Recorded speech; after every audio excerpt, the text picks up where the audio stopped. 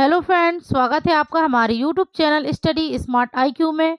और मैं हूं सबा परवीन और आज हम पढ़ने जा रहे हैं आरआरबी एनटीपीसी 2025 के लिए GK GS plus static GK की क्लास। और ये हमारी क्लास 5th है और इससे पहले हम 4 क्लासेस से कर चुके हैं। और ये वीडियो आपके लिए एग्जाम में बहुत ज़्यादा यूज़फुल होगी, तो इसे पूरा ज़रूर देखें।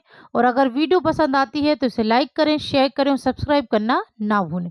तो चलिए स्टार्ट करते हैं क्लास।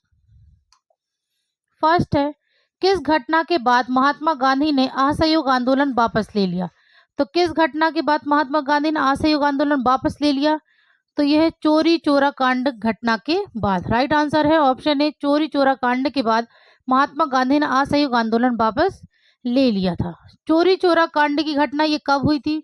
तो ये हुई थी 4 फरवरी 1922 को। ठीक है, चोरी चोरा कांड की घटना में भीड़ ने एक पुलिस स्टेशन को आग के हवाले कर दिया था, जिसमें 22 पुलिसकर्मी मारे गए थे। और इसी घटना के बाद महात्मा गांधी ने 12 फरवरी 1922 को असहयोग आंदोलन वापस ले लिया था। ठीक है, 12 फरवरी 1922 को। ठीक है, अब हम बात करें ऑप्शन में, तो रॉलेट एक्ट की शुरुआत कब हुई थी? तो रॉलेट एक्ट की शुरुआत हुई थी 18 मार्च 1919 को। ठीक है, 18 मार्च 1919 को इसकी शुरुआत हुई थी। रॉलेट एक्ट के तहत किसी को भी बिना किसी मुकदमे के जेल में डाला जा सकता था और इसे याद करने का एक नारा भी दिया था। ठीक है ना, तो ये नारा कौन सा था? तो ये नारा था नो अपील, नो दलील, नो वकील। ठीक है, तो ये इसे याद करने का नारा था। ठीक है, फिर अब बात करें हम जलियांवाला बाग हत्याकांड। तो जलियांवाला बाग हत्याकांड ये कब हुआ था? तो ये हुआ था 13 अप्रैल 1919 को। ठीक है, 13 अप्रैल 1919 को जलियांवाला बाग हत्याकांड हुआ था रॉलेट एक्ट के विद्रोह में। ठीक है, 13 अप्रैल 1919 को जलियांवाला बाग ये हत्याकांड कब कहाँ पर हुआ था? तो ये हुआ था बैसाखी के दिन अमृतसर पंजाब में। ठीक है, वैशाखी के दिन अमृतसर पंजाब में यह हत्याकांड हुआ था। और इस समय वायसराय कौन था? तो वायसराय इस समय था लॉर्ड चेम्सफोर्ड। ठीक है, लॉर्ड चेम्सफोर्ड इस समय वायसराय था। ठीक है, और जनरल डायर के कहने पर ही गोलियां चलवाई गई थी। ठीक है ना, जनरल डायर के कहने पर गोलियां चलवाई गई थी। ठीक है, फिर अब हम बात करें दांडी यात्रा। तो दांडी यात्रा इसे दांडी सत्याग्रह, नमक कानून, नमक सत्याग्रह, इन नामों से भी इसे जाना जाता है। ठीक है, दांडी यात्रा को। दांडी यात्रा की शुरुआत कब हुई थी? तो इसकी शुरुआत हुई थी 12 मार्च 1930 को इसकी शुरुआत हुई थी। और ये कब तक चली थी? तो ये चली थी 6 अप्रैल 1930 तक यह चली थी। ठीक है, 12 मार्च 1930 को शुरू हुई थी और 6 अप्रैल 1930 तक चली थी। और ये कहाँ से कहाँ तक चली थी? तो यह चली थी साबरमती आश्रम से दांडी नवसार तक। ठीक है, साबरमती आश्रम से दांडी नवसार तक यह यात्रा चली थी और ये 24 दिन तक यात्रा चली थी। ठीक है ना, 24 दिन की यात्रा थी। इसमें 240 मील चले थे महात्मा गांधी अपने 72 अनुयायियों के साथ। ओके, चलिए नेक्स्ट है, उगादी का त्योहार हर साल हिंदू महीने डैश के पहले दिन मनाया जाता है। तो उगादी का त्योहार ये हर साल हिंदू महीने के पहले दिन मनाया जाता है। तो यह मनाया जाता है चैत्र। राइट आंसर है ऑप्शन ए, हिंदू महीने चैत्र के पहले दिन मनाया जाता है उगादी का त्योहार। ठीक है, उगादी का त्योहार ये नव वर्ष की शुरुआत है और उगादी का त्योहार यह आंध्र प्रदेश, तमिलनाडु और कर्नाटक में प्रसिद्ध रूप से मनाया जाता है। ठीक है, फिर अब हम बात करें आषाढ़। तो आषाढ़ यह हिंदू पंचांग का चौथा महीना है। ठीक है, हिंदू पंचाग का चौथा महीना है। ज्येष्ठ यह तीसरा महीना है। और कार्तिक तो यह 8वां महीना है। ठीक है, हिंदू पंचांग का। ओके, चलिए नेक्स्ट है, गौतमी पुत्र सातकर्णी को सातवाहन वंश का सबसे महान राजा माना जाता है, उसका तत्काल उत्तराधिकारी कौन था? तो गौतमी सातकर्णी को सातवाहन वंश का सबसे महान राजा माना जाता था और उसका तत्काल उत्तराधिकारी कौन था? तो ये था वशिष्ठी पुत्र श्री पुलमावी। राइट आंसर है ऑप्शन ए, ये उसका तत्काल उत्तराधिकारी था गौतमी पुत्र सातकर्णी का। ओके, चलिए नेक्स्ट है, निम्नलिखित विदेशी यात्रियों में से कौन एक इतालवी व्यापारी था जिसने विजयनगर साम्राज्य का दौरा किया? तो कौन एक इतालवी व्यापारी था जिसने विजयनगर साम्राज्य का दौरा किया था? तो ये किया था निकोलो डी क्वांटी ने। राइट आंसर है ऑप्शन ए, निकोलो डी क्वांटी, जो कि एक इतालवी व्यापारी थे और इन्होंने विजयनगर साम्राज्य का दौरा किया था। ओके, अब हम बात करें विजयनगर साम्राज्य किसकी स्थापना किसने की थी? तो इसकी स्थापना की थी हरिहर और बुक्का ने। ठीक है, हरिहर और बुक्का ने इसकी स्थापना की थी।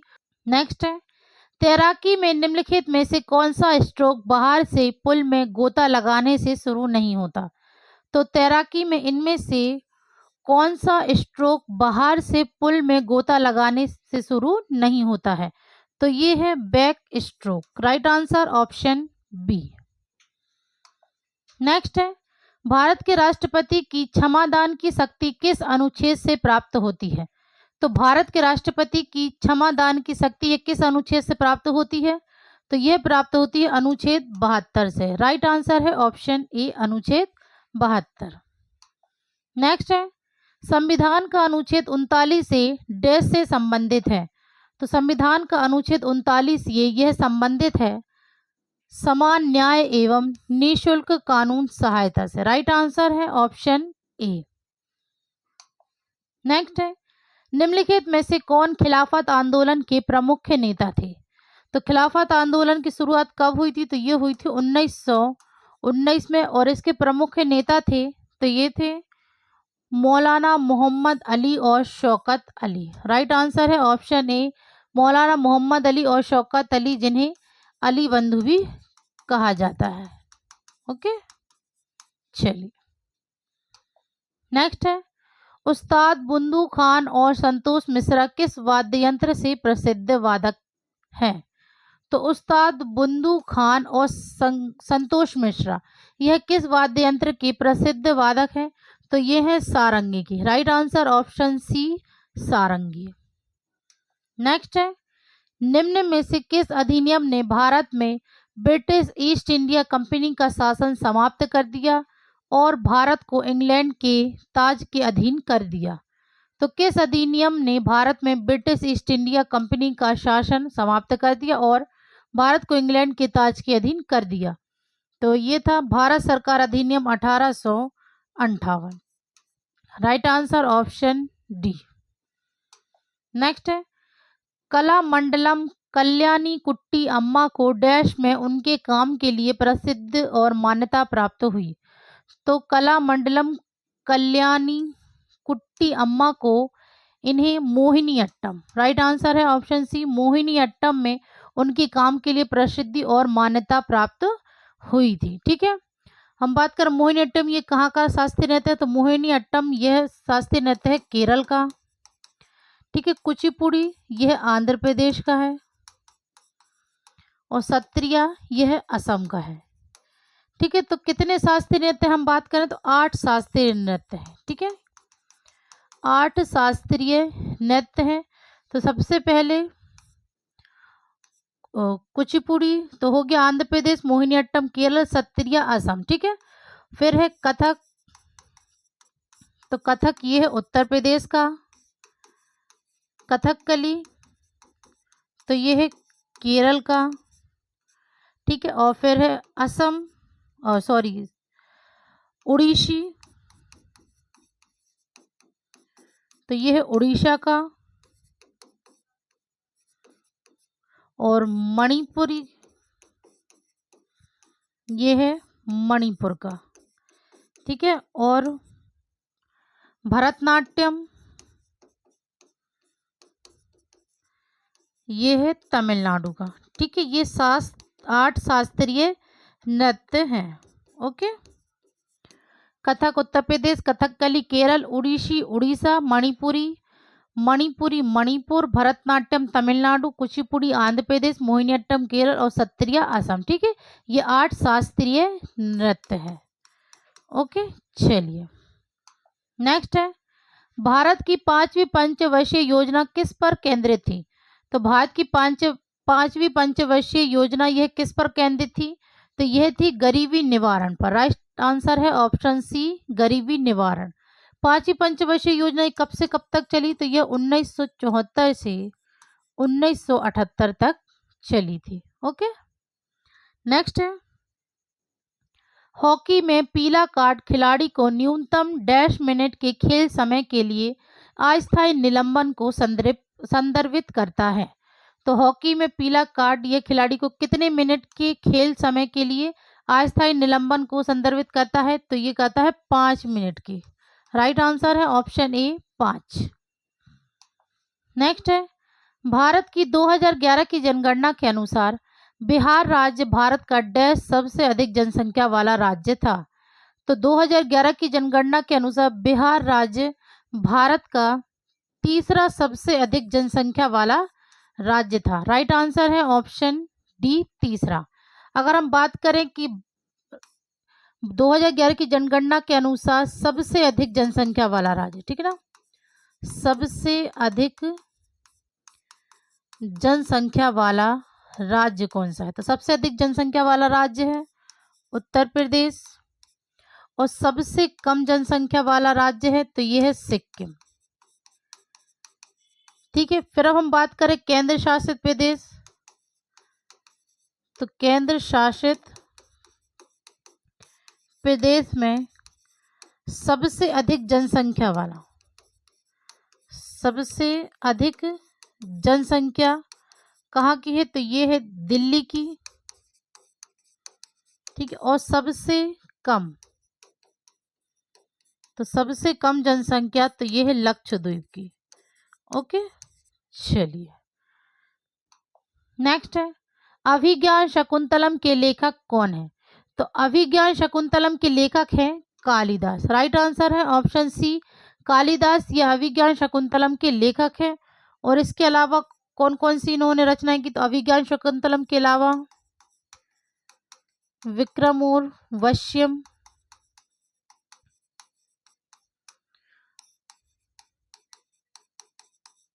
मालवी कागनी मित्रम, ऋतु संहार, कुमार संभवम, ठीक है। ऋतु संहार, कुमार संभवम, विक्रम और वश्यम, मालविकाग्नि मित्रम और रघुवंशम, रघुवंशम, ठीक है। तो ये किसकी रचना है? कालिदास की। और कालिदास इन्हें भारत का शेक्सपियर कहा जाता है। ओके, कहा जाता है, ठीक है। फिर बात करें विशाख दत्त, ये किसके लेखक है? तो विशाख दत्त यह लेखक हैं मुद्रा राक्षस और मृच्छकटिका, ठीक है।